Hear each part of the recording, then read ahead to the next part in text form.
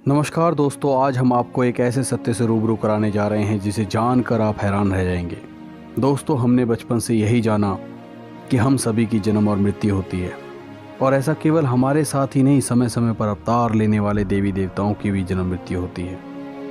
जैसा कि हमने रामायण में देखा, श्री रामचंद्र जी का जन्म माता कौशल्या जी के गर्भ से हुआ और अंत में सरयू नदी में जल समाधि ले ली।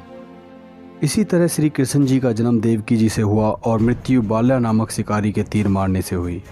बस इसी को आधार मानकर आज तक हमने यही जाना कि भगवान भी जन्मते और मरते हैं, तो हम किस खेत की मूली हैं, ये तो प्रकृति का विधान है। लेकिन हमने यह जानने की कोशिश कभी नहीं कि जो स्वयं जन्म मृत्यु के चक्कर में है वो परमेश्वर कैसे हो सकता है। जी हाँ, परमेश्वर तो अजन्मा है, अविनाशी होना चाहिए। वह स्वयं सृष्टि के कर्ता हैं, रचयिता हैं, तो उनका जन्मदाता कोई और कैसे हो सकता है। वेदों में भी लिखा है कि परमेश्वर से शरीर प्रकट होता है। ऋग्वेद मंडल नंबर 996 के मंत्र 17 में लिखा है कि वह कांतिमय परमात्मा प्रत्येक युग में शिशु रूप धारण करके कमल के फूल पर प्रकट होते हैं, इसीलिए उनको नारायण कहा जाता है। नारायण का अर्थ जल पर अवतरित होने वाला। लेकिन कौन है वो नारायण जो जन्म मृत्यु में नहीं आता, जो अविनाशी है, सर्वशक्तिमान है और प्रत्येक युग में प्रकट होकर एक पूरा जीवन यहाँ पर लीला करता है। दोस्तों, अब और ज़्यादा सोचने की ज़रूरत नहीं है, बस आप इस वीडियो को एंड तक देखते जाइए और आपको अपने आप पता चल जाएगा कि वह परमात्मा कौन है, कैसे प्रकट होते हैं और किस तरह यहाँ लीला करके सह शरीर चले जाते हैं। इसके अलावा हम आपको यह भी बताएंगे कि चारों युगों में शिशु रूप में परमात्मा किसको मिले। लेकिन सबसे पहले हम आपको बता दें कि वह परमात्मा कोई और नहीं, कबीर साहिब जी हैं, जो कभी गर्भावास में नहीं आते। वह अपने सतलोक से सह शरीर आते हैं और सह शरीर चले जाते हैं। दोस्तों, यह बात हम वैसे ही नहीं बोल रहे, वेदों में इसका प्रमाण है और स्वयं कबीर साहिब जी ने अपनी वाणियों में बताते हैं, ना मेरा जन्म गर्भ बसेरा, बालक बन दिखलाया, काशी नगर जल कमल पर डेरा, तहाँ जुलाए ने पाया। फिर आगे बताते हैं, मात पिता मेरे कुछ नाही, ना मेरे घर दासी, जुल्हे का सुत आन कहाया, जगत करे मेरी हासी। गरीबदास जी महाराज जी भी कबीर साहिब जी के बारे में बताते हैं, भक्ति मुक्ति ले उतरे, मेटे तीनों ताप, मोमिन के डेरा लिया, कहे कबीरा बाप। दोस्तों, अब सवाल उठता है कि कबीर जी तो कलयुग में 600 वर्ष पहले आए थे, तो उनके परमात्मा होने के क्या प्रमाण हैं, उनको कैसे परमात्मा कह सकते हैं। इसके लिए हम आपको बताते हैं कि कबीर साहिब जी को हम पूर्ण परमात्मा क्यों बता रहे हैं और वह सभी युगों में आते हैं या नहीं।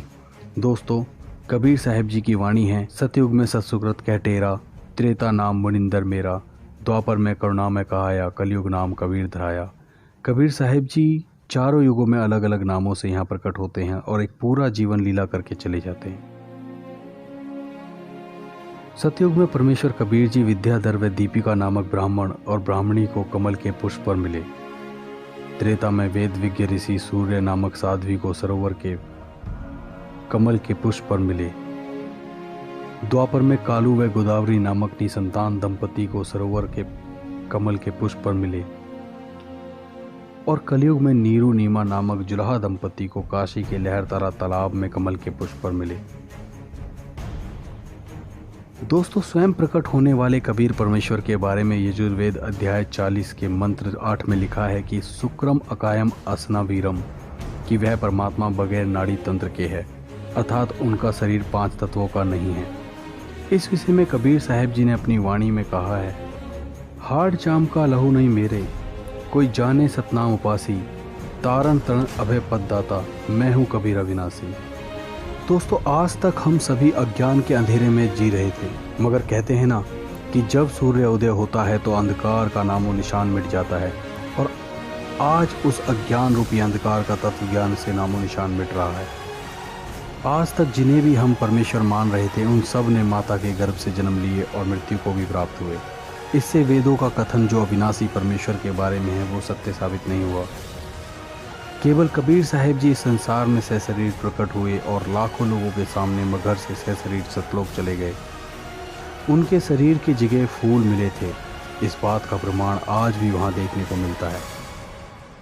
दोस्तों, अब इतना तो पता चल ही गया कि कबीर साहिब ही पूर्ण परमात्मा हैं, सर्वशक्तिमान हैं, सबके जनक हैं, जो स्वयं कभी माँ के गर्भ से जन्म नहीं लेते। वो सहशरीर आते हैं, सहशरीर चले जाते हैं। लेकिन अब यदि आप पूर्ण परमात्मा कबीर साहिब जी की भक्ति करना चाहते हैं तो उसके लिए वैसे तो वर्तमान में लाखों करोड़ों की संख्या में कबीरपंथी संत, गुरु, महंत मिल जाएंगे, लेकिन परमात्मा के कृपा पात्र संत, या ये कहें कि स्वयं परमात्मा का अवतार, तो एक समय में एक ही होता है। और वर्तमान समय में संत रामपाल जी ही एकमात्र ऐसे संत हैं जो कबीर साहिब जी की सद्भक्ति विधिवत बताते हैं। इसलिए देरी ना करें, शीघ्र अतिशीघ्र संत रामपाल जी महाराज से नाम दीक्षा लेकर अपना कल्याण कराएं। समझा है तो सिर धर पाऊं, बहुर नहीं रहे ऐसा दाव। सत साहिब।